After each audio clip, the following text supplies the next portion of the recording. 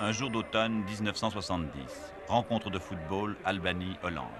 Tout Tirana est là. Ailleurs, les sociétés de consommation. Ici, la bicyclette. Chacun l'a compris tout bas, personne ne le dit trop haut.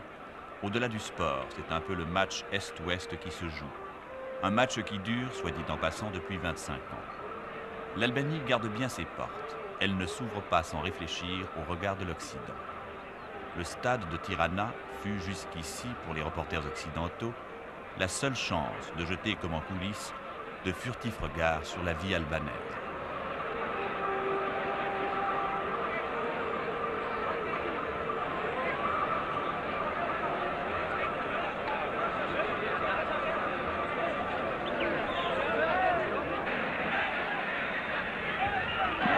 Rencontre Est-Ouest. Oui, mais l'Albanie ne joue-t-elle pas les originales dans son propre camp?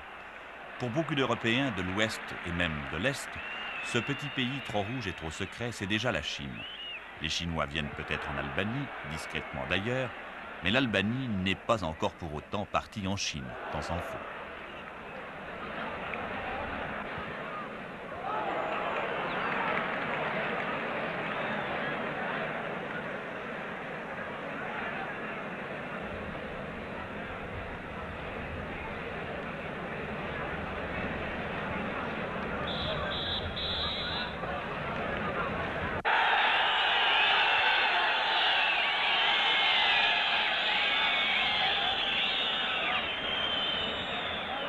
Que l'Albanie se veuille avant tout albanaise, les murs de ce stade le proclament.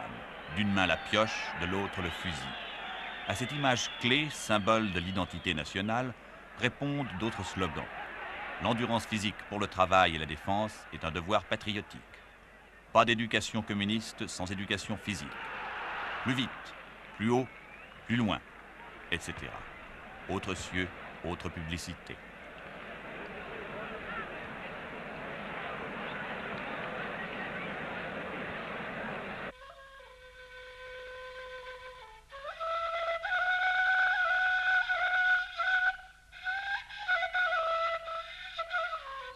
Albanie, république du sud-est de l'Europe, dans la péninsule des Balkans, en bordure de l'Adriatique. Superficie, les 2/3 de la Suisse seulement. Une étroite plaine côtière et des montagnes. Population actuelle, plus de 2 millions d'habitants. Une seule langue, hier encore 3 religions. Voilà pour l'encyclopédie.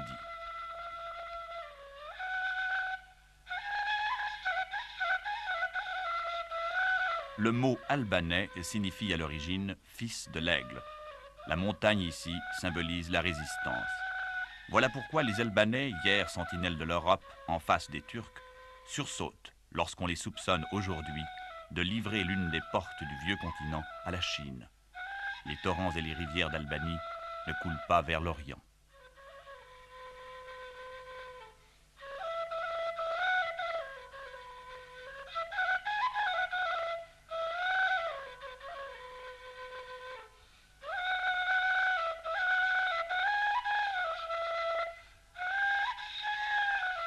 Robert Escarpi, nous sommes ici dans les ruines de la forteresse de Krouia. C'est un des hauts lieux, je crois, de l'histoire albanaise. Effectivement, c'est le point de départ de l'épopée de Skanderbeg, le héros national de l'Albanie. Qui est Skanderbeg? Skanderbeg, je dirais que c'est un peu l'équivalent de Jeanne d'Arc pour les Albanais. C'est le début de l'identité nationale, c'est le début de l'Albanie. Skanderbeg était un prince, Georges Kastrioti, qui a été élevé chez les Turcs. Les Turcs avaient l'habitude d'enlever comme ça des héritiers nobles. Et il est devenu un grand général de l'armée turque, si bien qu'on lui a donné le surnom d'Alexandre, Skanderbeg. Et il a, à partir de, je crois que c'est 1444, il s'est dressé contre la puissance des Turcs et tout seul, il a entamé une lutte nationale et dont le point de départ est ici, c'est Krouia, c'est le cœur même de la résistance albanaise aux Turcs et cette résistance a duré 25 ans. Il a tenu ici, en Albanie, plus longtemps que le reste de l'Europe, puisque sa résistance, enfin sa mort, se situe bien après la prise de Constantinople par les Turcs. C'était une sorte de héros européen, en fait, parce que la crainte des Turcs était générale en Europe. Exactement. D'ailleurs, la révolte de Skanderbeg a été liée à des tentatives de révolte comme celle des Hongrois pour faire reculer les Turcs. Ça marquait les limites du monde occidental et Skanderbeg est une de ces résistances. Mais ce qui est important, c'est que c'est en même temps la prise de conscience du peuple albanais comme tel. Il avait une tactique particulière Là aussi, il y a quelque chose qui est très intéressant, c'est qu'on pourrait presque dire que Skanderbeg est un des inventeurs de la guérilla, en ce sens que sa tactique, qui est restée célèbre, était de ne pas s'enfermer dans une citadelle comme le prince féodal, mais de laisser là une garnison avec des hommes sûrs, bien entendu, qui défendaient la citadelle, et lui de prendre le maquis, de prendre la campagne, de harceler les arrières. Et en cela, il est particulièrement un héros pour l'Albanie actuelle, parce que c'était bien un de ces chefs dont on peut dire qu'ils étaient dans le peuple comme un poisson dans l'eau. Est-ce qu'on peut considérer qu'au fond, l'épopée de Skanderbeg, c'est l'an 1 de l'Albanie? Je ne sais pas si on pourrait dire que c'est l'an 1 de l'Albanie, parce que l'Albanie a eu des ans 1 extrêmement nombreux. Il y en a un qui se situe certainement dans la nuit des temps, plusieurs millénaires avant le Christ. Il y a eu un an 1 de l'Albanie au XIXe siècle, au moment de la Renaissance albanaise, avec des intellectuels. Il y a eu un an 1 de l'Albanie quand l'Albanie est devenue indépendante après la Deuxième Guerre mondiale, et la Première Guerre mondiale, pardon. Et puis, il y a eu un an 1 de l'Albanie nouvelle, celle qui est née de la Deuxième Guerre mondiale, de la révolte populaire, de la révolution albanaise. Mais si Skanderbeg n'est que un des ans 1 possibles de l'Albanie, moi je dirais que c'est l'an 1 du défi albanais.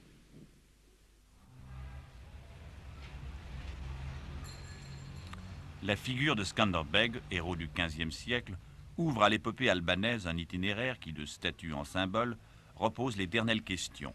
Qu'est-ce qui, dans l'histoire d'un pays, appartient à la politique, et qu'est-ce qui, dans sa politique, appartient à l'histoire?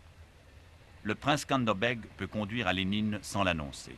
En 5 siècles, le pays s'affirme et change. C'est de l'histoire. Lénine n'a pas tourné le dos à Staline. En un quart de siècle, le régime s'affirme aussi, mais lui ne change pas. C'est de la politique. Pourquoi aujourd'hui Staline à Tirana? Nous sommes pour le marxisme-léninisme pur. Voilà pourquoi, à côté de nos héros nationaux, comme Skanderbeg, nous avons érigé aussi la statue de Lénine et celle de Staline. Vous connaissez déjà toutes les calomnies qui sont inventées par les ennemis du marxisme-léninisme, en premier lieu par les révisionnistes modernes de Moscou, sur la personnalité de Staline. Si vous voyez des statues à Tirana ou dans d'autres villes de l'Albanie de Staline, cela veut dire que Staline vit dans le cœur des Albanais. Parce que Staline est considéré chez nous comme un grand révolutionnaire, comme un théoricien, un praticien de la révolution, comme un élève fidèle de Lénine. Et nous considérons que c'est sous la direction de Staline que l'Union soviétique a pu construire le socialisme, c'est-à-dire construire une économie, une industrie, une agriculture, etc., qui a fait de l'Union soviétique un État puissant, même au point de vue militaire, ce qui lui a donné la possibilité d'écraser les armées hitlériennes et sauver de cette façon l'Europe et tous les autres peuples du monde. Voilà pourquoi nous respectons en Staline un grand révolutionnaire et un grand homme d'État.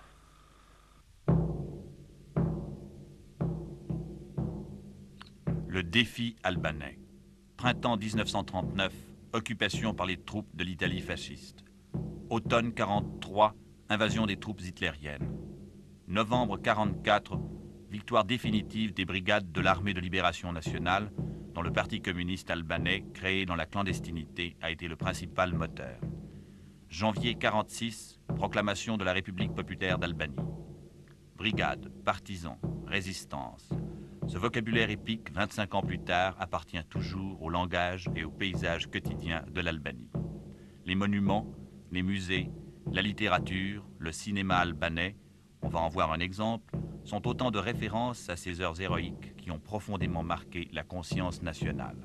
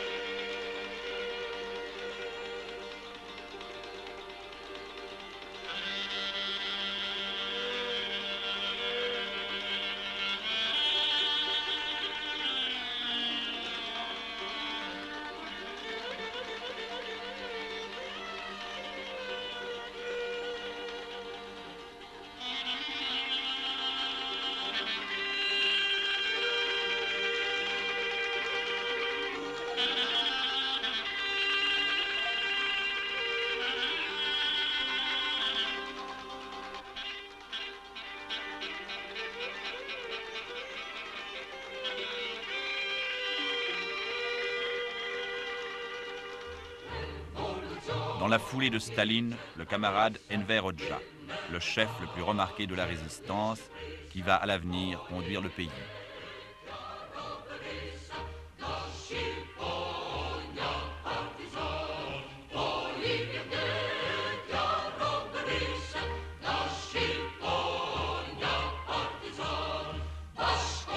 Parti, partisan, patrie. Ces mots semblent désormais se confondre dans le discours et la conscience politique en Albanie. Le Parti communiste, devenu aujourd'hui Parti du travail d'Albanie, inscrit partout dans la République populaire ses initiales géantes PPSH.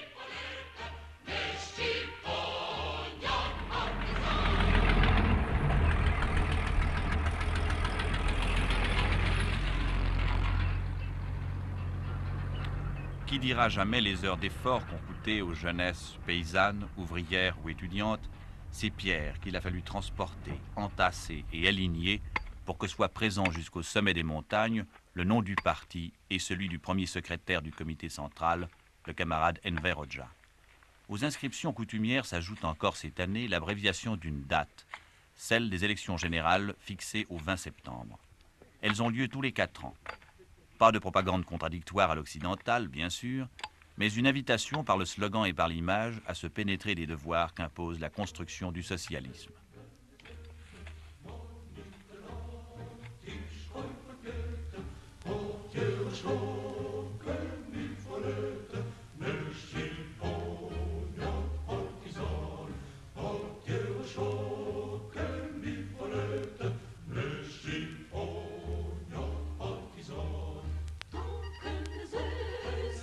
Il y a en Albanie plus de 2 millions d'habitants, mais le Parti du travail compte moins de 100 000 membres. Pour être reçu membre du parti, il faut d'abord faire ses preuves. La liste unique proposée aux électeurs est celle du Front démocratique, qui groupe des citoyens, membres du parti ou non, mais acceptant tous le principe marxiste-léniniste de la dictature du prolétariat. Le président du Front démocratique est le camarade Enver Hoxha en personne.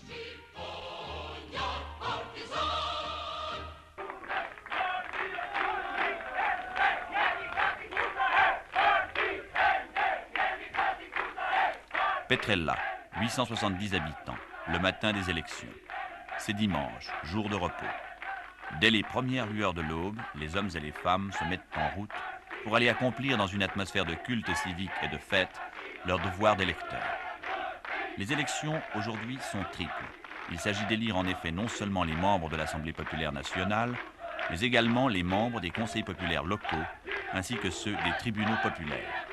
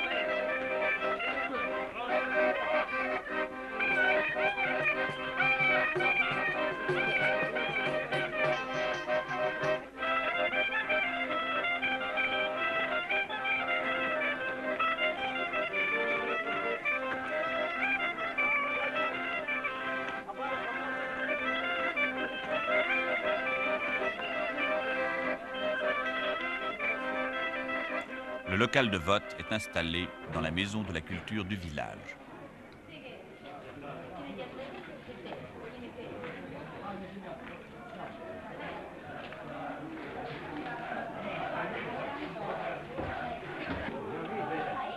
Les listes soumises à l'approbation des citoyens ne prévoient qu'un candidat par siège disponible. L'électeur a toutefois la possibilité de biffer le nom d'un candidat du Front démocratique qui ne lui plairait pas pour le remplacer par un autre nom de son choix. Ces initiatives isolées permettent de déceler, cas échéant, la moindre popularité d'un candidat. Elles valorisent aussi la discipline de l'électeur appelé à se prononcer.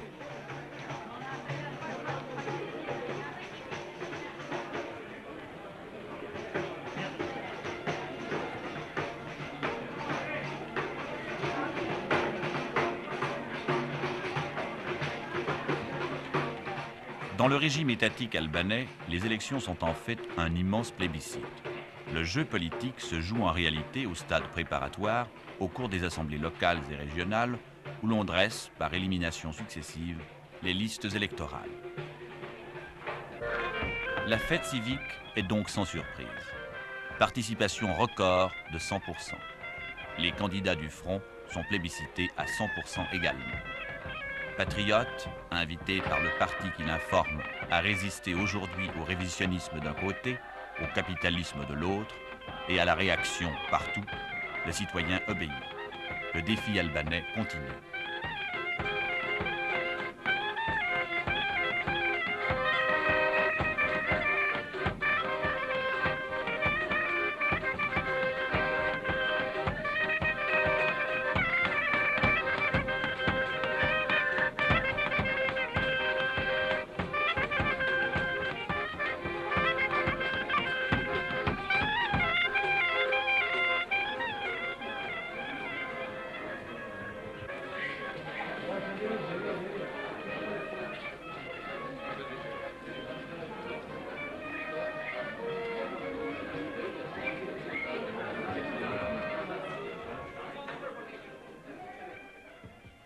Le portrait d'Enver Hoxha est partout.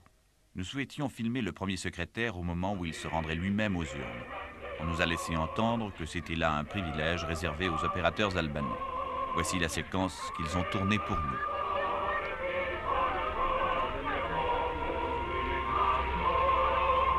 Le camarade Hoxha est né en 1908. Il a fait ses études au lycée français de Korça, une ville du sud de l'Albanie où il devint professeur par la suite. Il a vécu 6 ans en France. C'est lui qui fonda le Parti communiste albanais en 1941, en pleine résistance. D'aucuns voient en lui un doctrinaire, une sorte de chef spirituel du marxisme à l'état pur.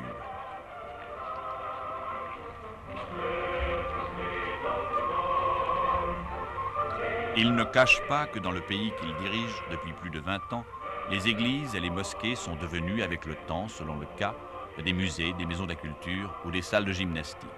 Voici comment, dans la chapelle marxiste albanaise, on analyse, selon le dogme Hoxha, le facteur historique religieux.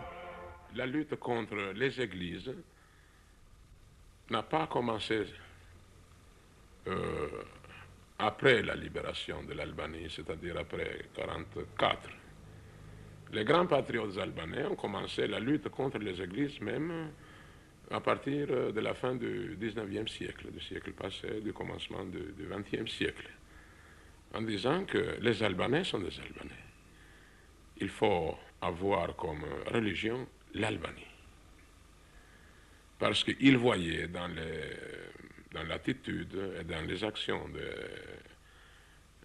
du clergé haut placé de ces églises des attitudes hostiles à l'indépendance de l'Albanie.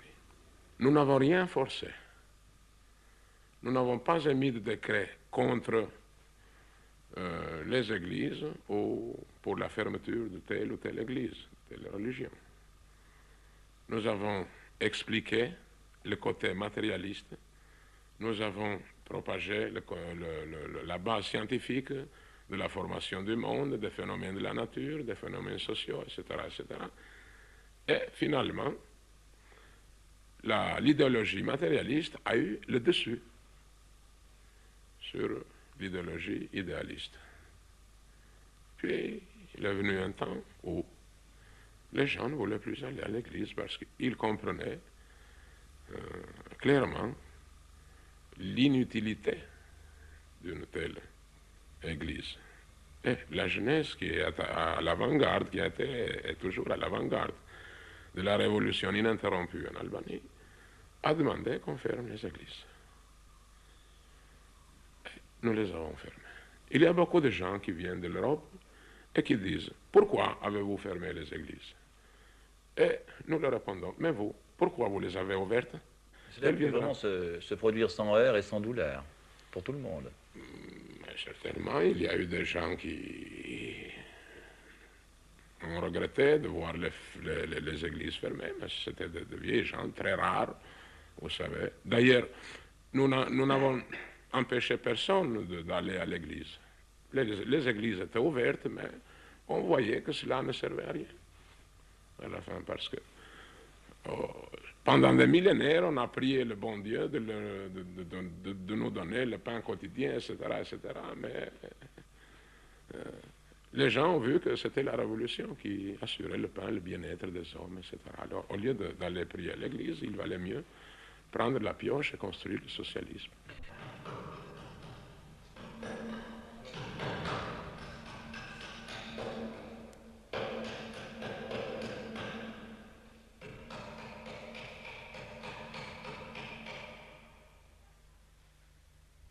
Ici, c'est à coups de masse qu'on édifie l'image saine d'un socialisme pur.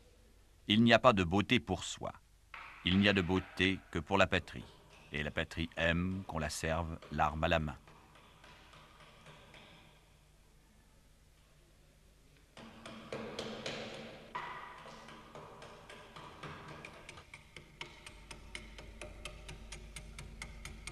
En bonne doctrine, l'art abstrait, qui procède des fantasmes de la personnalité et conduit à l'individualisme, ne peut être toléré à Tirana. Le sculpteur est une sentinelle du marxisme. L'armée qui surgit autour de lui est au garde-à-vous dans la pierre.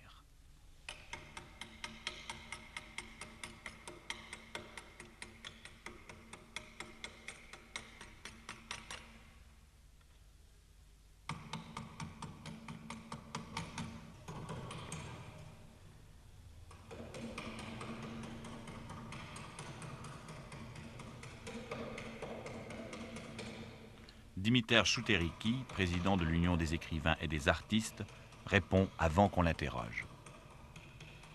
Nous pensons que c'est une société nouvelle. Et nous devons l'aider, l'aider de tous nos moyens pour qu'elle puisse se construire, n'est-ce pas? Et nous avons des livres, nous écrivons des livres pour l'aider. Comment? En révélant aux gens ce que c'est cette société, ce qu'il y a de bien dans la société.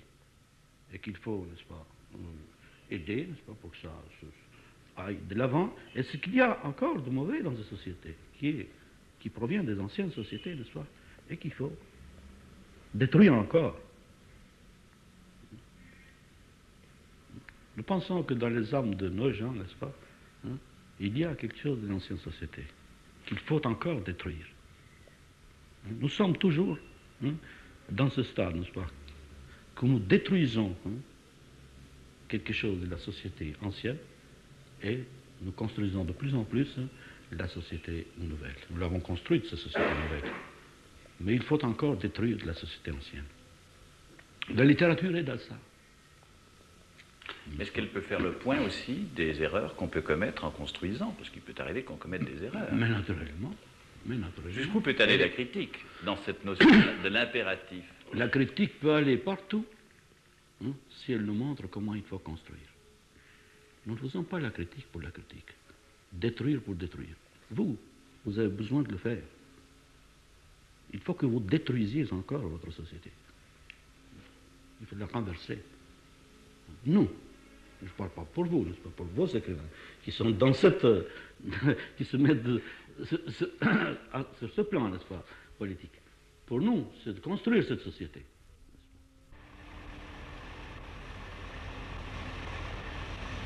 Petit pays agricole et sous-développé du temps du roi Zog, l'Albanie s'est découvert après la guerre, avec l'appui de Staline, une vocation industrielle. Les richesses de son sous-sol, cuivre, chrome, fer, nickel, houille et pétrole, justifiaient pleinement ses ambitions. Dès les années 50, les premières usines apparurent. La croissance économique était amorcée au prix de gros efforts. Mais voilà que quelques années plus tard se développait parallèlement une querelle idéologique qui allait conduire les fils de l'Aigle et le Kremlin à se jeter mutuellement un défi. En décembre 61, ce fut la rupture avec Khrouchtchev. Un nouvel allié allait prendre la relève du défunt Staline, le camarade Mao Tse-tung. Et aussitôt, les observateurs politiques de conclure à travers le monde que la minuscule Albanie était devenue le premier satellite de l'immense Chine.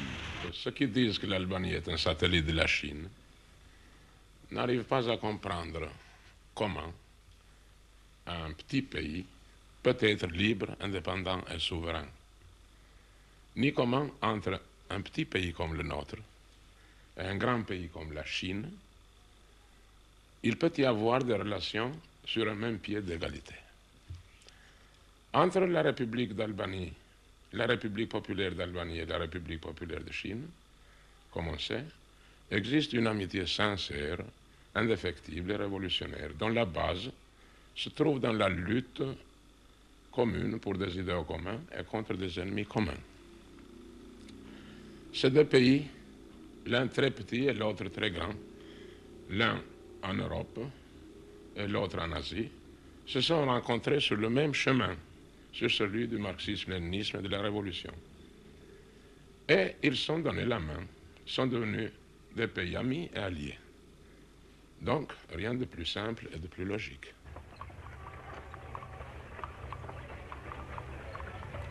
C'est donc avec l'aide de Pékin que l'Albanie poursuit depuis 1962 son développement industriel. Il s'agit de répondre aux besoins les plus urgents: alimentation, vêtements, construction, électricité, équipements mécaniques. Un exemple parmi d'autres, la grande usine textile de Berat, dans le centre du pays. On l'appelle le combinat Mao Tse-tung. Accessoire classique dans ce décor sévère, les haut-parleurs qui claironnent aux quatre vents, information et musique martiale.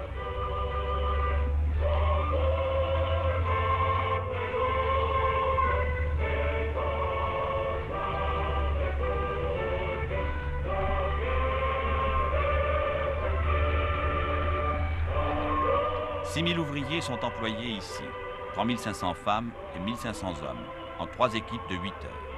La semaine de travail est de 48 heures dans toute l'Albanie.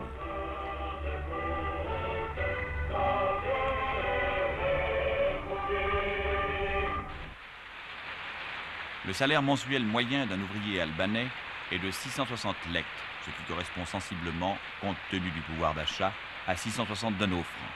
Fait remarquable, pas d'impôt direct et des loyers très bas. Autre fait remarquable, l'ingénieur en chef, responsable de toute l'entreprise, gagne, lui, 920 lek seulement. Cet écart dérisoire est dans la ligne de l'esprit révolutionnaire que le Parti du Travail entend maintenir en Albanie.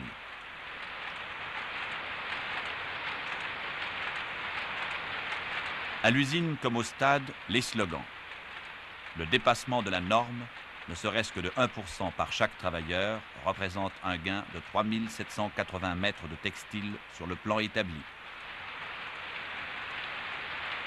Renforçons la discipline prolétarienne et exigeons que chacun exploite au maximum ses 8 heures de travail.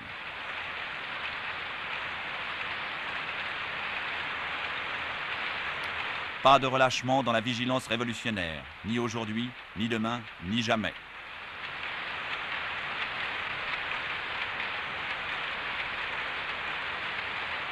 Il n'y a pas de force au monde qui puisse arrêter la marche victorieuse du peuple albanais dans la voie du socialisme et du communisme.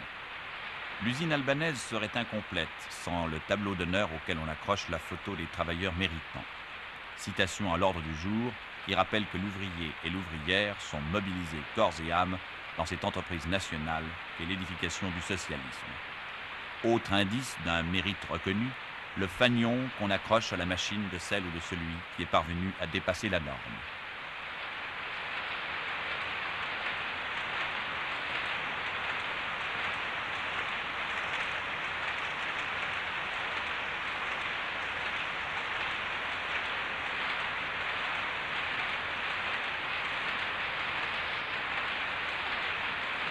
Elle se nomme Margarita Moucha, mariée, un enfant.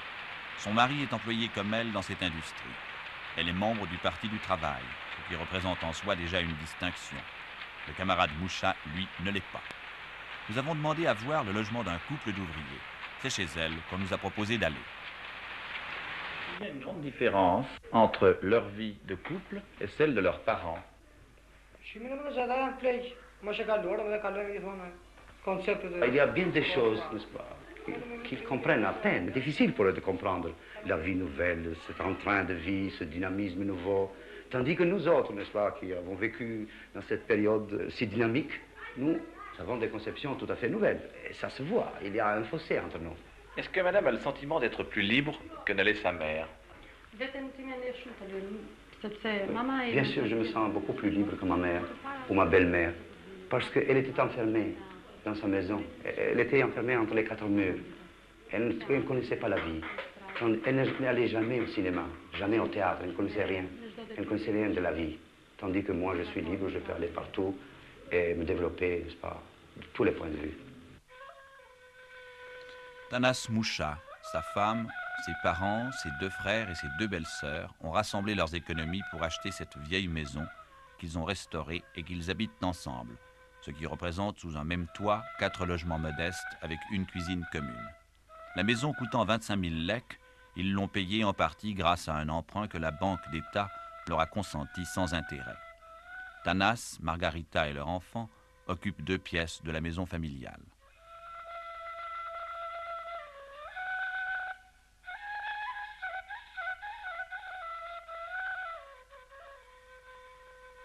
Aucune trace de luxe. La simplicité est l'une des constantes de l'éthique marxiste en Albanie. Là où le confort s'installe, l'individualisme menace. Est-ce qu'ils parviennent à faire des économies? Tous les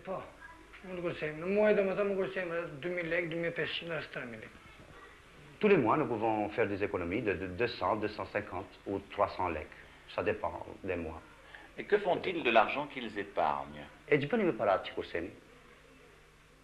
Nous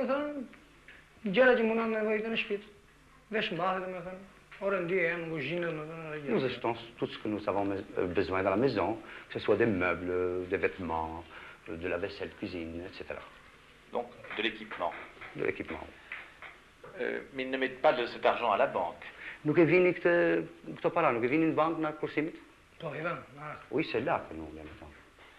Alors qu'est-ce qu'ils comptent acheter la prochaine fois quand ils auront épargné de l'argent? Tu me donnes de blé.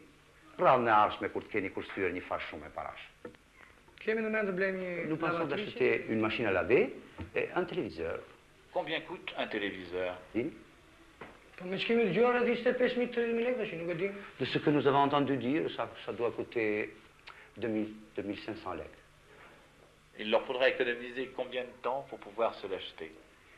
Ça coûte de Kurseni de monter blé.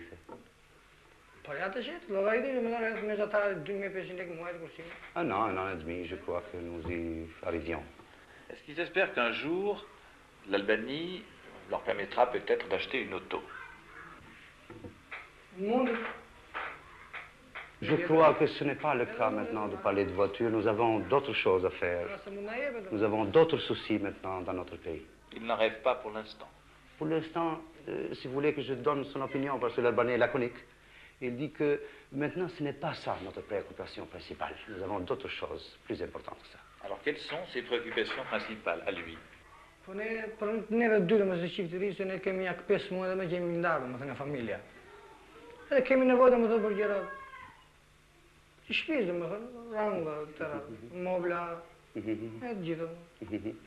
Maintenant, il dit, n'est-ce pas, maintenant, il dit, ce qui nous préoccupe, c'est autre chose, c'est la construction de la vie nouvelle dans notre pays. C'est la question de relever le bien-être en appliquant bien la ligne de notre parti. Et madame voulait ajouter quelque chose? J'ai parlé de machine à laver comme mon mari, je voudrais parler de téléviseur, parce que la machine à laver me donnerait la possibilité de travailler de plus dans la vie sociale de notre pays, de contribuer de plus dans la vie sociale. Tandis que de voiture, je ne vois pas. Ce n'est plus le cas. Ce n'est pas encore le cas chez nous. J'aimerais savoir si lui et elle s'intéressent à la condition des travailleurs, des ouvriers dans le reste du monde. Bien sûr, à travers les journaux, n'est-ce pas, nous sommes mis au courant de tous les événements qui arrivent dans les coins les plus reculés du monde. Là-bas, n'est-ce pas, de ce que nous apprenons, les jeunes gens se trouvent dans des conditions un peu pénibles. Il y a le chômage, il y a l'exploitation de l'homme par l'homme, tandis que chez nous, notre parti a créé les conditions les plus favorables pour une vie toujours meilleure, toujours plus florissante.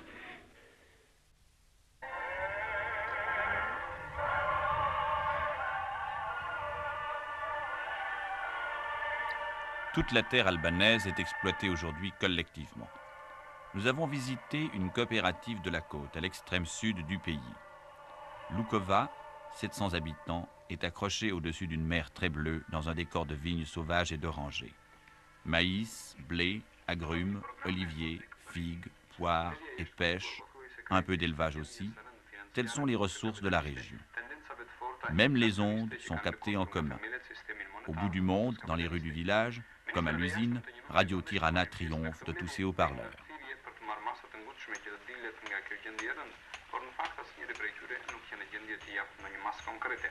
Ministri finansëve i Shteteve të Bashkuara David Kennedy deklaroi se Shtetet e Bashkuara po marrin masa të forta për të luftuar inflacionin në ekonominë e tyre, por u detyruar të pohonte Kennedy, tendencat inflacioniste nuk janë vënë tani në kontroll. Kennedy natyrisht largheshti shkaqet e kësaj gjendje të rëndë financiare amerikane që fshihen në radhë parë në shpenzimet e mëdha për agresion dhe luftët të qeveritarëve të Washingtonit.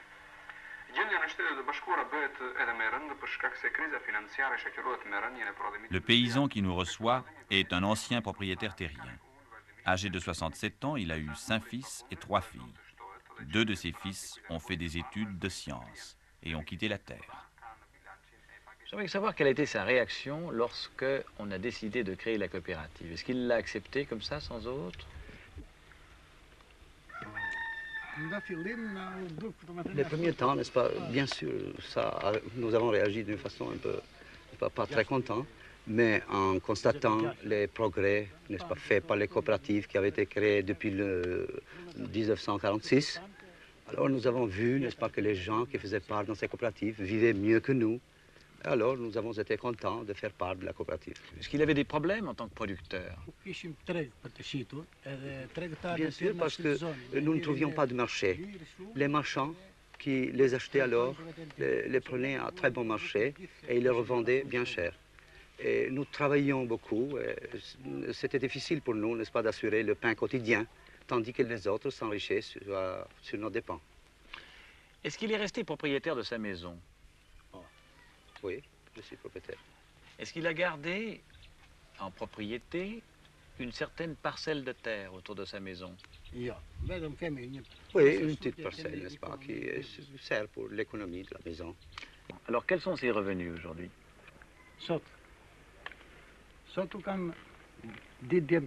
Alors, il y a 2 de mes fils qui travaillent dans la coopérative. Et j'ai aussi une belle fille, n'est-ce pas, qui travaille aussi. Et de nous, les vieux, n'est-ce pas, qui avons déjà la retraite, mais nous continuons à travailler. Alors, ça fait 1600 lek par mois de revenus. Pour toute l'équipe, toute la famille? Pour toute la famille. Mais lui-même, à quel âge a-t-il eu droit à la retraite dans la coopérative? À 60 ans. Et combien lui a-t-on donné de retraite par mois? Et ça, il y a une pension de moi. Environ 200 lek par mois. De façon générale, est-ce qu'il se sent plus ou moins chargé de soucis qu'autrefois? Maintenant, nous n'avons aucun souci, maintenant nous vivons très heureux. Il a dit une chose qui me paraît intéressante, il dit « nous n'avons pas perdu notre terre ». Qu'est-ce qu'il entend exactement par là? La terre, c'est notre terre parce que c'est nous qui l'exploitons. Nous labourons cette terre, nous l'exploitons. Tous les produits sont à nous. Alors nous avons le droit à dire, n'est-ce pas, que c'est notre terre toujours, que nous n'avons rien perdu. Si le coopérateur peut vendre ou léguer sa maison, il n'a en revanche que la jouissance du lopin de terre laissé à sa libre administration.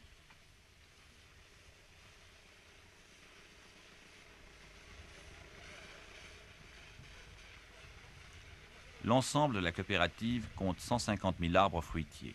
Les plus vieux ont l'âge de l'Albanie nouvelle, un quart de siècle. On réalise une récolte d'oranges et de mandarines et 2 ou 3 de citrons par an. Pas de tracteur, le relief ne s'y prétend pas. Dans les coopératives de plaine, en revanche, on intensifie l'usage des moyens mécaniques.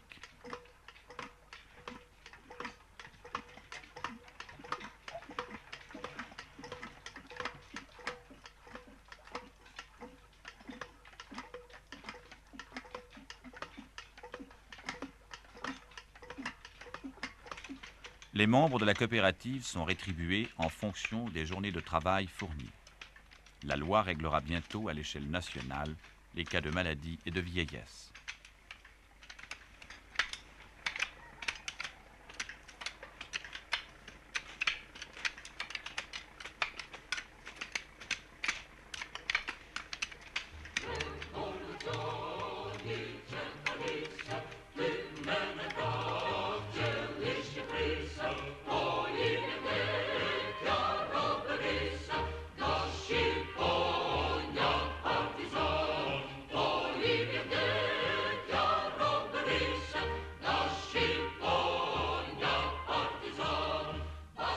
Devant ces collines taillées à la main, mieux encore que devant des plaines labourées en damier par des machines et des tracteurs, on mesure la prodigieuse efficacité d'un effort collectif.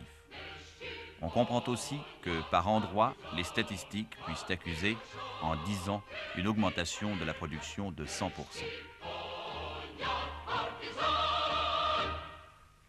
Robert Escarpi, ce théâtre est-il grec ou romain? Mais ce théâtre est grec en partie, romain en partie. La scène est romaine et le reste est grec. Mais surtout, il est albanais, car nous sommes en Albanie ici. La Grèce est tout près, elle est à quelques kilomètres. C'est un peu ici que tout a commencé, puisque nous sommes ici à Boutrint, c'est-à-dire Boutretos, c'est le nom grec, le nom ancien, où se situe le cadre de la tragédie d'Andromaque.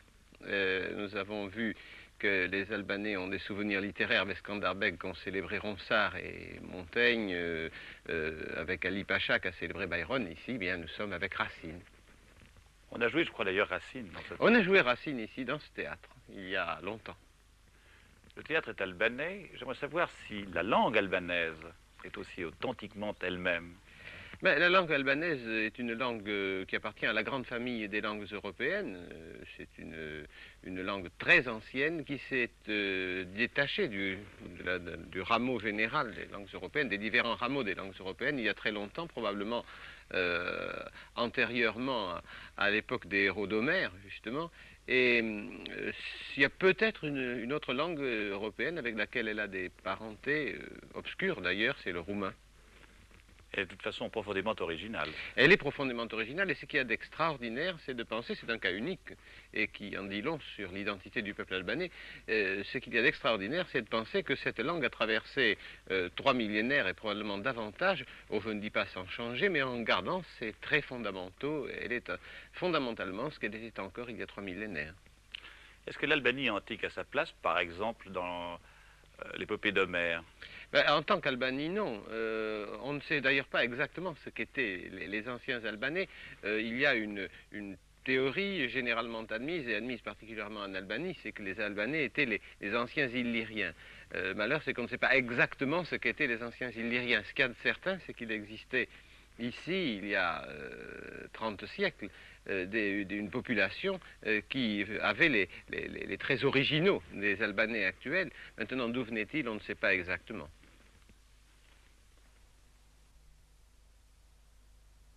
À ces vestiges antiques, les fils de l'aigle, si farouchement nationalistes, n'apprécient pas que le visiteur prête l'étiquette gréco-latine.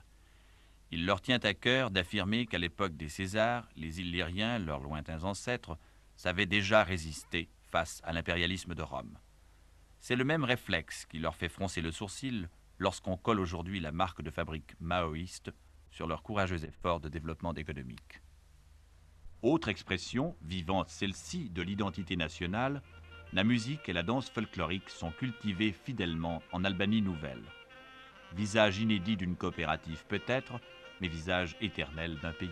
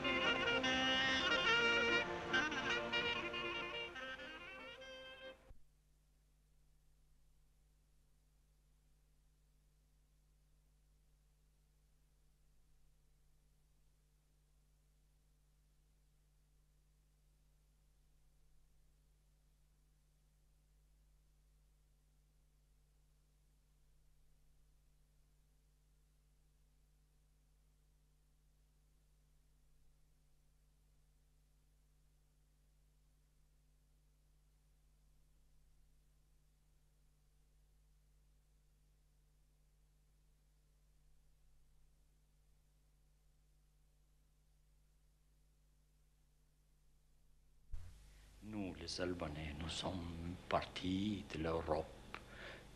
Nous nous sentons participants à la culture européenne par notre civilisation et par notre expérience historique.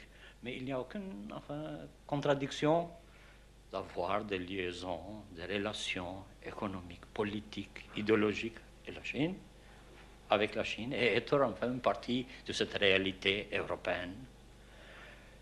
Bien sûr, j'ai déjà dit, nous avons des liaisons très bonnes avec la Chine populaire, mais quand même, peut-être vous avez entendu parler, nous nous appuyons sur notre propre force, c'est notre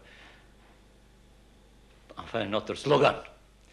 Ça veut dire que les relations avec les autres pays, même s'ils sont très étroites, très cordiales, très amicales, ne décidons pas sur notre voie historique, sur notre route historique. Ainsi que je vous dirais que nous sommes liés, pas seulement par des intérêts économiques et politiques, avec toutes les évolutions européennes, nous sommes une partie de cette évolution.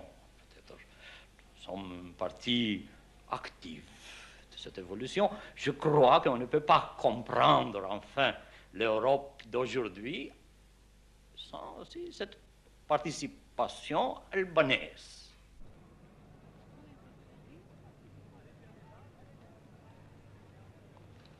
Tirana, la capitale. Bientôt 200 000 habitants. Superficie en 1920, 3 km². Aujourd'hui, 30 km². Ni fleuve, ni lac, ni bord de mer. Il est près de midi, l'heure de pointe. La rue appartient aux piétons. Il n'y a pas d'automobile privée en Albanie. Place Skanderbeg, le grand palais de la culture, cadeau et souvenir de l'amitié soviétique, abrite, outre une bibliothèque publique et des halls d'exposition, une grande salle de théâtre où se donnent les spectacles de ballet et d'opéra.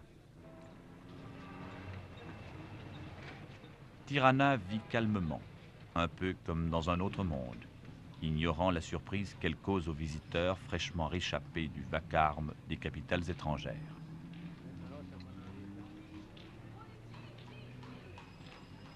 L'amitié sino-albanaise a droit à quelques tableaux d'honneur et à quelques vitrines. On y voit le président Mao, encadré de quelques scènes qui reflètent la vie quotidienne en Chine populaire.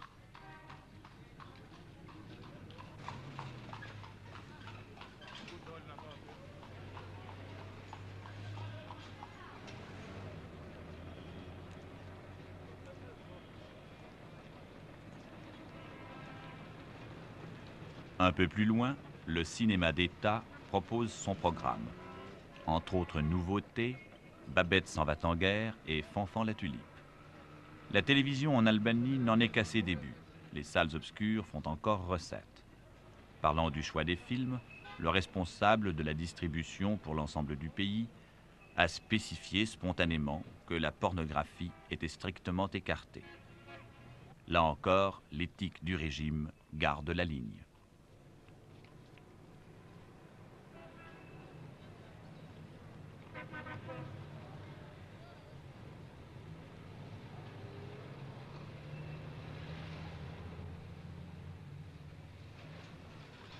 Il n'existe absolument plus aucun commerce privé en Albanie. Tout vendeur est salarié et les crimes économiques sont sévèrement punis comme autant d'atteintes à la collectivité. Dans les devantures, l'Albanais découvre ce qui s'y trouve et nous, les étrangers, ce qu'on n'y voit pas.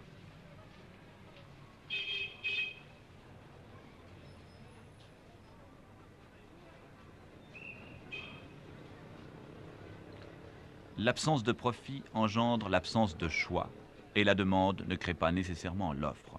L'argent ne joue plus le même rôle, il perd sa magie.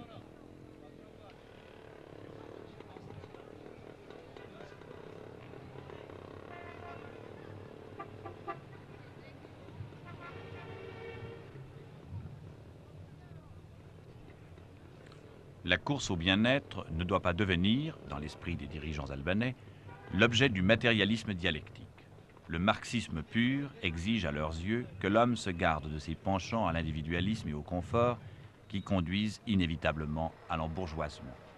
Il faut, disent-ils, par une révolutionnarisation constante de la société, éviter le retour aux privilèges de classe. Ainsi, la réduction draconienne des écarts de salaire. Ainsi, l'abolition des grades dans l'armée. Ainsi, l'obligation pour les intellectuels de s'astreindre un mois chaque année à un stage dans la production, ceci dans un emploi manuel. Cette règle vaut en principe aussi bien pour le petit fonctionnaire que pour le ministre. Revoluțiunii ideologice și culturale ne vând în ton, și pies perverse revoluțiunii ton socialiste. En Albanie, toute la vie, le travail des gens, leurs pensées et leur conscience ont suivi un processus continu de révolutionnarisation pendant toute cette période de 26 ans où l'Albanie poursuit sa voie socialiste.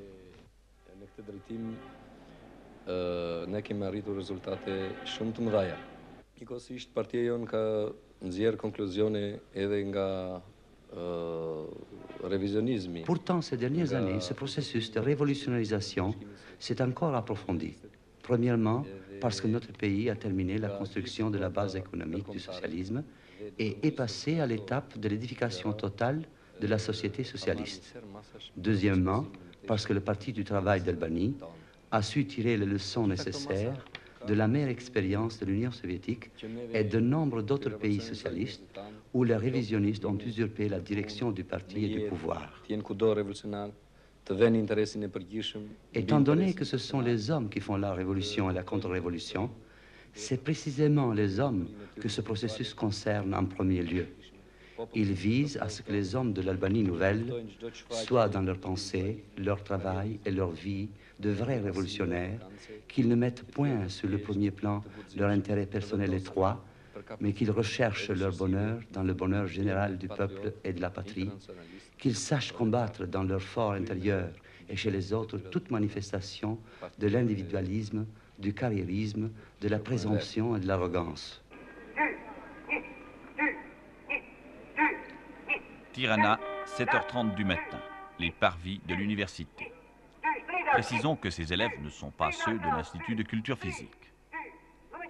À la Libération, l'Albanie comprenait 83% d'illettrés. Aujourd'hui, l'université de Tirana, créée en 1957, compte dans ses 7 facultés et 28 spécialités près de 8000 étudiants. La discipline qui règne dans la maison n'exclut pas qu'on laisse poindre parfois dans son sourire une lueur d'ironie ou de scepticisme. Tous les élèves ne sont pas boursiers. La situation des parents entre encore en ligne de compte à Tirana lorsqu'on apprécie la situation de l'étudiant.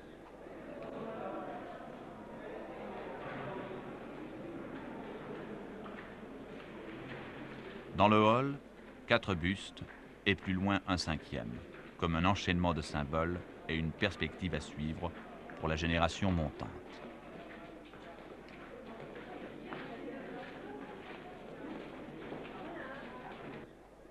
Engels.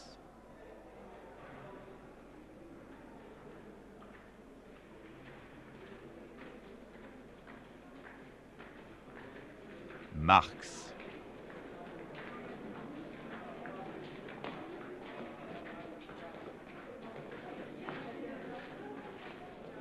Lénine.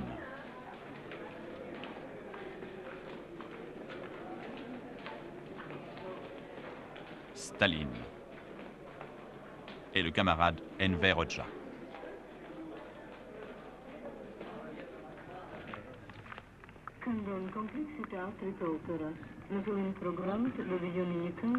À la cité universitaire, 4000 garçons et 1300 filles. Les visites des garçons aux filles dans leur pavillon et réciproquement ne sont pas admises. Seule la cantine et certains lieux de récréation sont mixtes. Pour tout le monde, ici encore, aux 4 vents du campus, les haut-parleurs et le programme de Radio Tirana.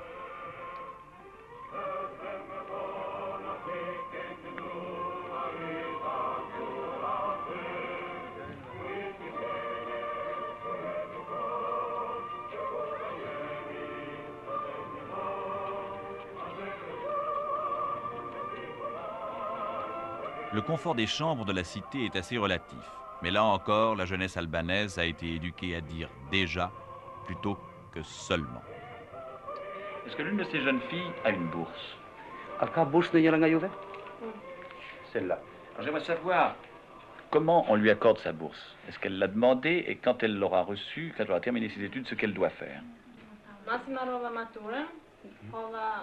Après avoir terminé le baccalauréat, j'ai demandé, n'est-ce pas, la bourse. On a étudié les revenus de la famille parce que, bien sûr, on n'accorde pas à tout le monde la bourse, n'est-ce pas? Il faut certaines conditions. Et puis on a accordé la bourse. Alors quand elle aura terminé ses études, est-ce qu'elle pourra choisir ce qu'elle va faire? Moi, je suis tout à fait prête à aller travailler là, n'est-ce pas, où je pourrais contribuer le plus pour le bien-être de mon peuple, elle dit. Et pour lui accorder la bourse, est-ce qu'on a tenu compte des besoins de l'industrie dans l'arrondissement où elle vit, dans la ville d'où elle vient? Bien sûr, elle dit parce que, par exemple, dans ma ville, dans mon arrondissement, par exemple, on a eu besoin de chimistes. Bon, on accorde des bourses dans ce sens. À quel âge pense-t-elle se marier?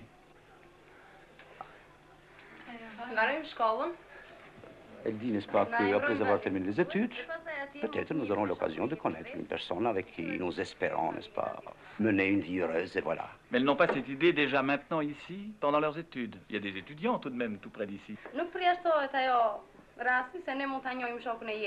On ne peut pas exclure, n'est-ce pas, la possibilité de connaître une personne ici, et puis de demander, après avoir terminé les études, d'aller travailler ensemble et de nous marier. Est-ce qu'elles ont le sentiment qu'il y a une différence entre leur vie à elles et celle de leur mère?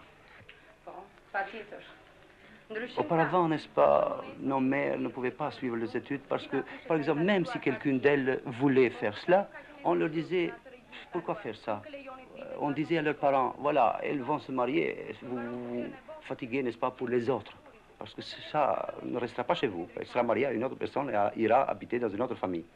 Tandis que nous, maintenant, n'est-ce pas, nous pensons tout à fait autrement. Nous avons toutes les conditions favorables pour continuer nos études, n'est-ce pas, et pour terminer les écoles. Est-ce qu'elles estiment que l'émancipation de la femme est assez avancée aujourd'hui en Albanie, ou est-ce qu'il y a encore du chemin à faire?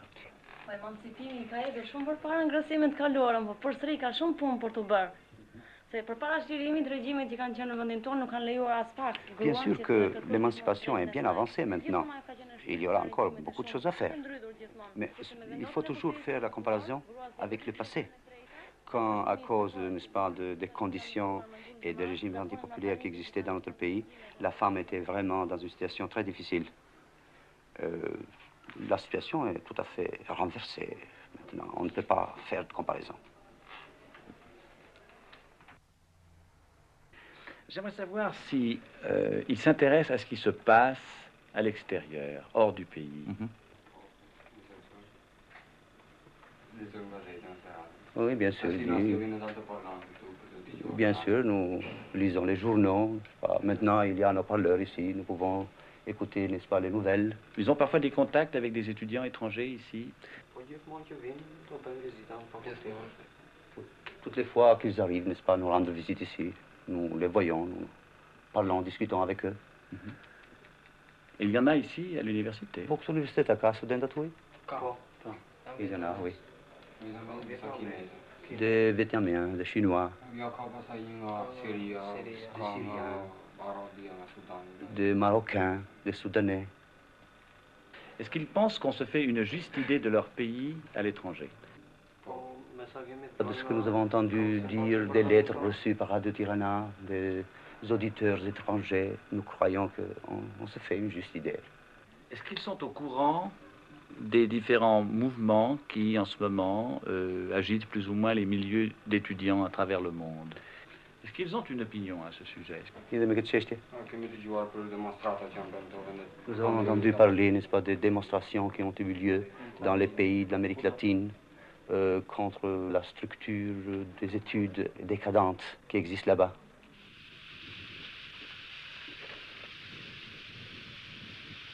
À la Libération, l'Albanie ne possédait pas un mètre de voie ferrée. Elle en possède aujourd'hui des dizaines et des dizaines de kilomètres. Ce chantier-là est celui de la jeunesse. Il ne s'agit pas, dans l'optique des autorités albanaises, de réaliser des économies en mettant la pioche dans les mains des adolescents. Une entreprise spécialisée et mécanisée irait plus vite.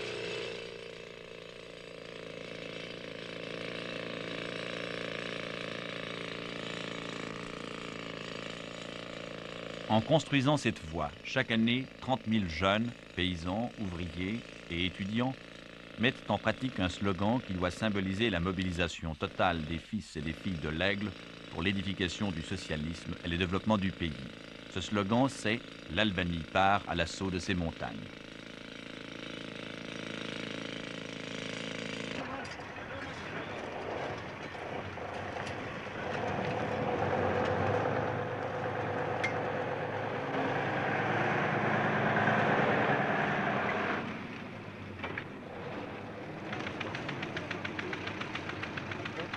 Les 3000 volontaires des mouvements de jeunesse qu'on trouve en permanence sur le chantier y passent chacun un mois, à raison de 7 à 8 heures de travail par jour, non rétribuées. Ils dorment sur des paillasses. C'est Sparte.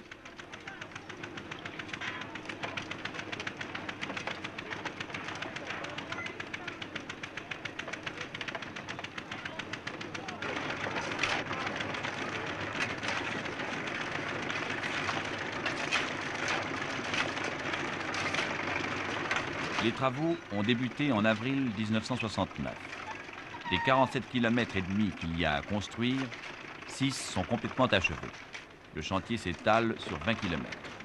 On y trouve autant de filles que de garçons. Mais là encore, la discipline paraît stricte.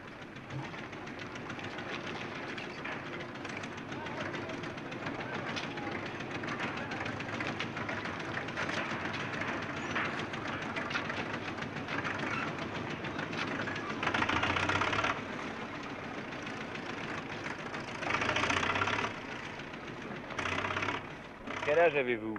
J'ai 19 ans. Quelles études faites-vous? Je suis à l'Institut de culture physique.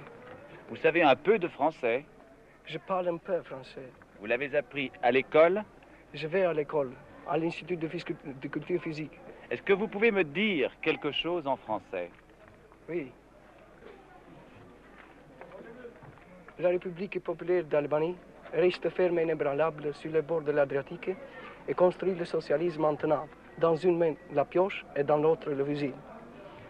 L'histoire nous enseignait que pour vivre libre et indépendant, nous devons toujours être prêts à défendre notre patrie.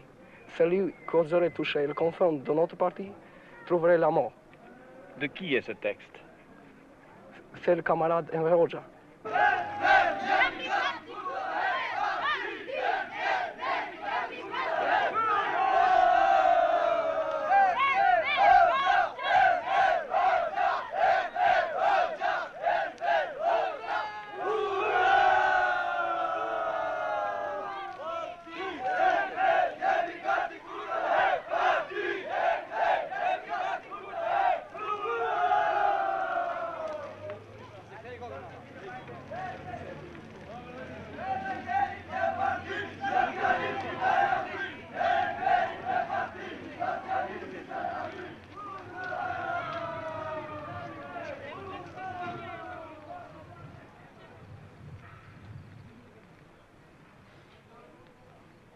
C'est une étudiante en lettres de 24 ans, députée à l'Assemblée populaire, qui dirige sur le plan social l'ensemble des opérations. J'aimerais savoir si la jeunesse actuellement en Albanie se distance un peu de la génération qui a vécu la libération. Non, chez nous, on ne constate pas cet écart. Ça ne saute pas aux yeux pour quelques raisons. Pour quelles raisons? Pour si la tasse. Bien que nous n'ayons pas vécu, n'est-ce pas, cette période de la guerre, mais elle est toujours présente parmi nous ici en Albanie. Si vous l'avez constaté, ici, on en parle toujours, la littérature, les romans, les discussions et les conversations, les causeries qu'on a avec les vétérans de la lutte de libération nationale, et les chansons qui sont toujours encore qu'on chante partout, dans les rues et partout. C'est-à-dire, cette période héroïque du passé est toujours présente dans nos esprits. Est-ce que les jeunes ne se sentent pas frustrés de cette référence constante à un combat auquel ils n'ont pas pris part? Est-ce qu'ils ne se sentent pas un peu frustrés? Nous ressentons beaucoup de respect pour nos parents qui ont fait cette lutte-là et nous considérons notre propre travail, notre propre lutte comme la continuation parce qu'ils ont lutté pour la libération de notre patrie et nous continuons pour l'édification d'une vie nouvelle, du socialisme. Ça, c'est-à-dire c'est la continuation de cette lutte qu'ils ont déjà commencé au passé. Est-ce que la jeunesse albanaise s'intéresse à l'exemple de la jeunesse chinoise? Bien sûr, elle s'intéresse, n'est-ce pas, comme on s'intéresse à un ami et même à un ami intime. Est-ce que cette expérience a une influence sur la jeunesse ici? Parce qu'on parle beaucoup actuellement dans le monde de l'expérience de la jeunesse chinoise. Nous ressentons du respect et de l'affection pour la jeunesse chinoise, mais en aucune façon ça n'a pas d'influence directe sur nous, parce que nous avons notre ligne, nous avons notre parti, n'est-ce pas, qui nous dirige, qui dirige notre action. De façon générale, dans le monde, la jeune génération demande quelque chose en plus, toujours. J'aimerais savoir ce qu'ici les jeunes demandent en plus de ce qui existe maintenant.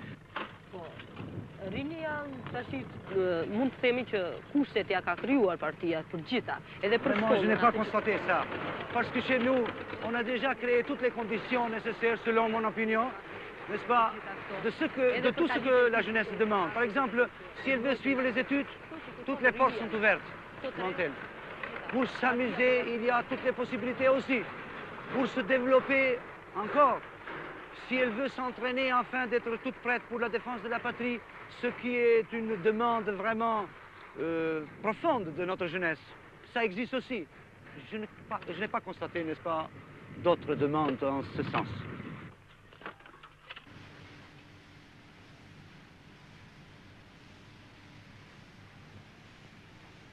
Dans une usine de ciment, au milieu des ouvriers, on peut rencontrer de jeunes lycéens en train d'effectuer avec leur maître un mois de stage manuel. C'est la réforme de l'enseignement récemment entrée en vigueur qui conduit les jeunes à faire ce genre d'expérience.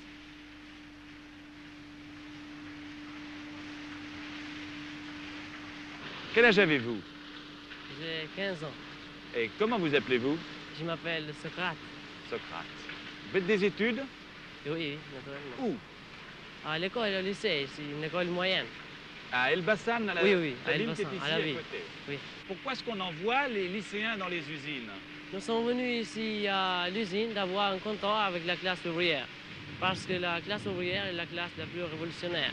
Et ainsi, nous deviendrons des révolutionnaires comme la classe ouvrière.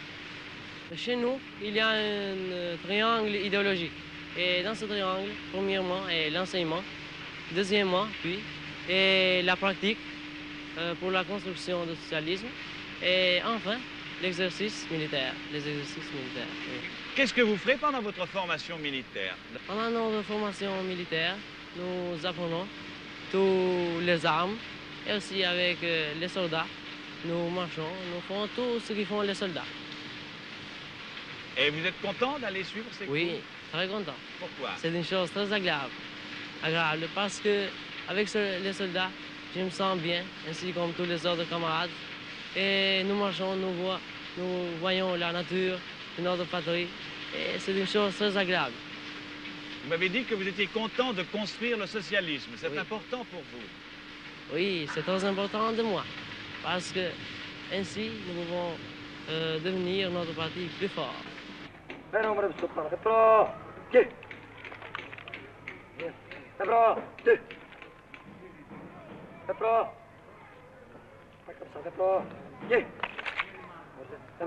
Répétons. L'étude, l'usine, l'armée. Voilà donc la troisième pointe du triangle idéologique, la vie militaire. Un mois par an, dès l'âge de 15 ans pour les étudiants et les étudiantes. Ceci pendant les 4 années de lycée et les 4 années d'université. Pour les garçons seulement, au terme de l'université, 3 mois d'armée supplémentaire.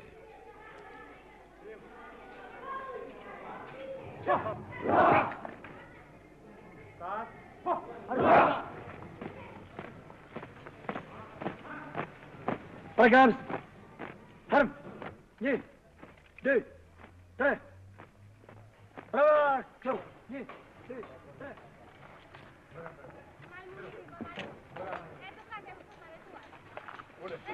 Les autres citoyens, ceux qui ne font pas d'études, accomplissent 12 à 18 mois de service militaire à 20 ans. D'une main la pioche, de l'autre le fusil. En Albanie, les slogans ne sont pas de la littérature.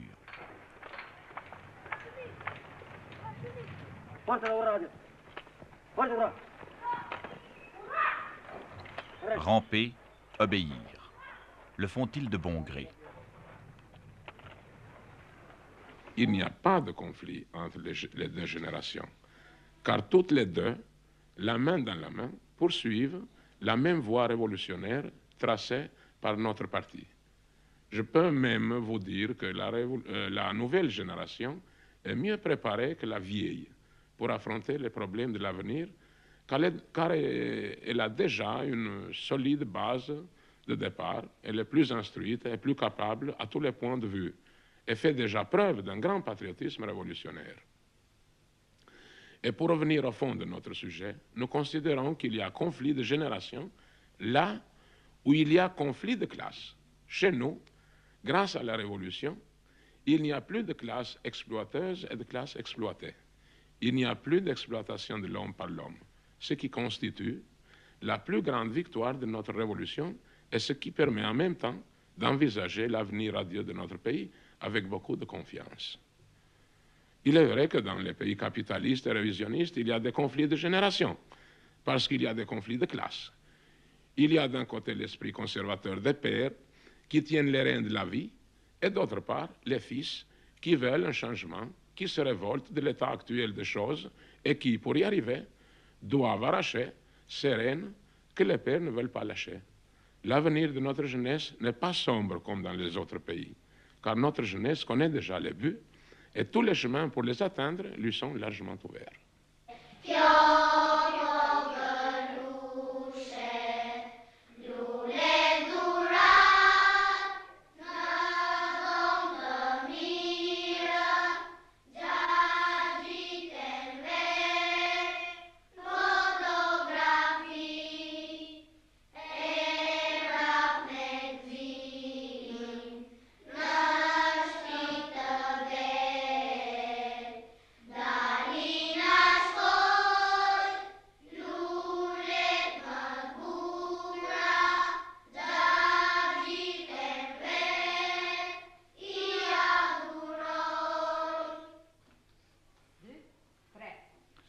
Est-ce aux enfants de cette révolution qu'appartiendront les lendemains qui chantent?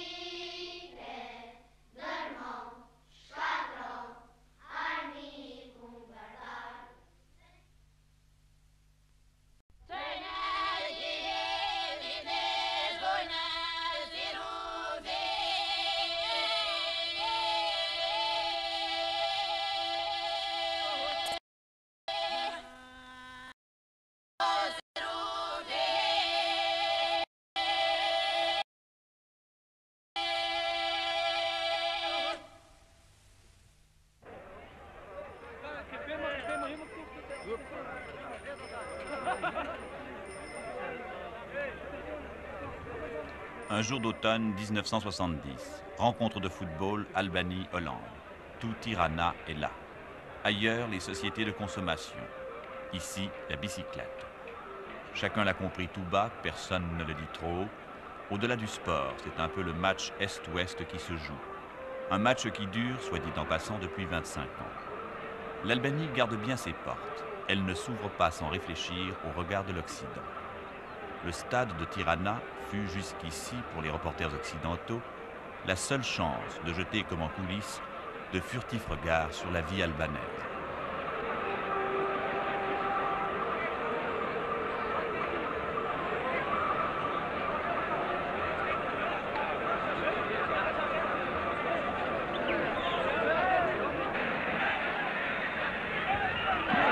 Rencontre Est-Ouest. Oui, mais l'Albanie ne joue-t-elle pas les originales dans son propre camp?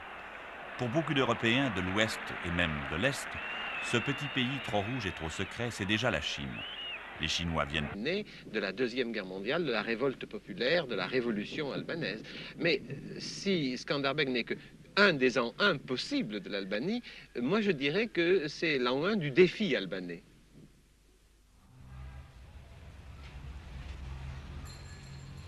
La figure de Skanderbeg, héros du XVe siècle, ouvre à l'épopée albanaise un itinéraire qui, de statue en symbole, repose l'éternelle question. Qu'est-ce qui, dans l'histoire d'un pays, appartient à la politique, et qu'est-ce qui, dans sa politique, appartient à l'histoire? Le prince Skanderbeg peut conduire à Lénine sans l'annoncer. En 5 siècles, le pays s'affirme et change. C'est de l'histoire. Lénine n'a pas tourné le dos à Staline. En un quart de siècle, le régime s'affirme aussi, mais lui ne change pas. C'est de la politique. Pourquoi aujourd'hui Staline à Tirana? Nous sommes pour le marxisme-léninisme pur. Voilà pourquoi, à côté de nos héros nationaux, comme Skanderbeg, nous avons érigé aussi la statue de Lénine et celle de Staline. Vous connaissez déjà toutes les calomnies qui sont inventées par les ennemis du marxisme-léninisme, en premier lieu par les révisionnistes modernes de Moscou, sur la personnalité de Staline. Si vous voyez des statues à Tirana ou dans d'autres villes de l'Albanie, de Staline... L'encyclopédie.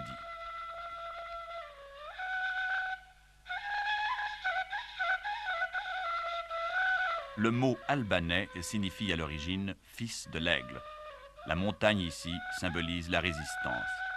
Voilà pourquoi les Albanais, hier sentinelles de l'Europe, en face des Turcs, sursautent lorsqu'on les soupçonne aujourd'hui de livrer l'une des portes du vieux continent à la Chine.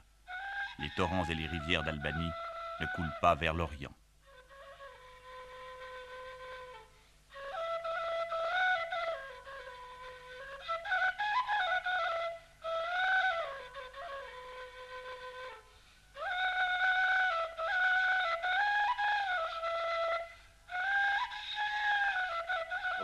Nous sommes ici dans les ruines de la forteresse de Krouia. C'est un des hauts lieux, je crois, de l'histoire albanaise.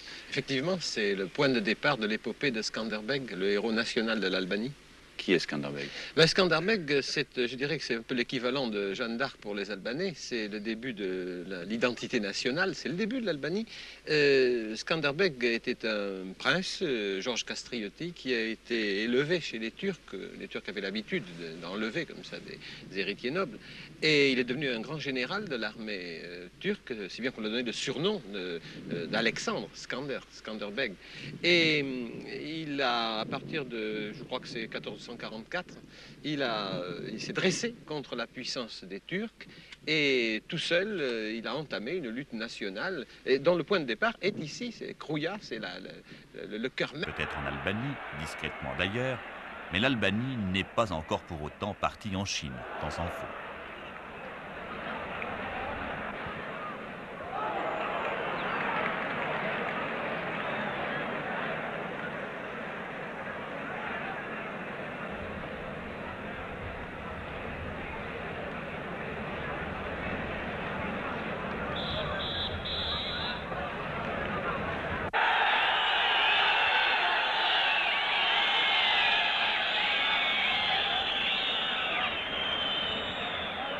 Que l'Albanie se veuille avant tout albanaise, les murs de ce stade le proclament. D'une main la pioche, de l'autre le fusil. À cette image clé, symbole de l'identité nationale, répondent d'autres slogans. L'endurance physique pour le travail et la défense est un devoir patriotique. Pas d'éducation communiste sans éducation physique. Plus vite, plus haut, plus loin, etc. Autres cieux, autre publicité.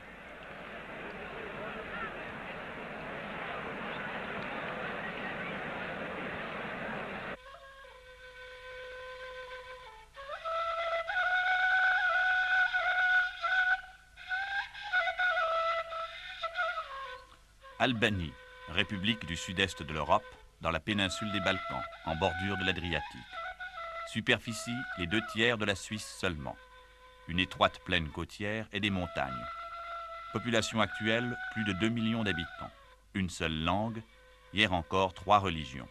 Voilà pour... Même de la résistance albanaise aux Turcs, et cette résistance a duré 25 ans. Il a tenu ici, en Albanie, plus longtemps que le reste de l'Europe, puisque sa résistance, enfin sa mort, se situe bien après la prise de Constantinople par les Turcs. C'était une sorte de héros européen, en fait, parce que la crainte des Turcs était générale en Europe. Exactement. D'ailleurs, la révolte de Skanderbeg a été liée à des tentatives de révolte comme celle des Hongrois pour faire reculer les Turcs. Ça marquait les limites du monde occidental, et Skanderbeg est une de ces résistances. Mais ce qui est important, c'est que c'est en même temps la prise de conscience du peuple albanais comme tel. Il avait une tactique particulière Là aussi, il y a quelque chose qui est très intéressant, c'est qu'on pourrait presque dire que Skanderbeg est un des inventeurs de la guérilla, en ce sens que sa tactique, qui est restée célèbre, était de ne pas s'enfermer dans une citadelle comme le prince féodal, mais de laisser là une garnison avec des hommes sûrs, bien entendu, qui défendaient la citadelle, et lui de prendre le maquis, de prendre la campagne, de harceler les arrières. Et en cela, il est particulièrement un héros pour l'Albanie actuelle, parce que c'était bien un de ces chefs dont on peut dire qu'ils étaient dans le peuple comme un poisson dans l'eau. Est-ce qu'on peut considérer qu'au fond, l'épopée de Skanderbeg, c'est l'an 1 de l'Albanie? Je ne sais pas si on pourrait dire que c'est l'an 1 de l'Albanie, parce que l'Albanie a eu des ans 1 extrêmement nombreux. Il y en a un qui se situe certainement dans la nuit des temps, plusieurs millénaires avant le Christ. Il y a eu un an 1 de l'Albanie au 19e siècle, au moment de la Renaissance albanaise, avec des intellectuels. Il y a eu un an 1 de l'Albanie quand l'Albanie est devenue indépendante après la Deuxième Guerre mondiale, et la Première Guerre mondiale, pardon. Et puis, il y a eu un an 1 de l'Albanie nouvelle, celle qui est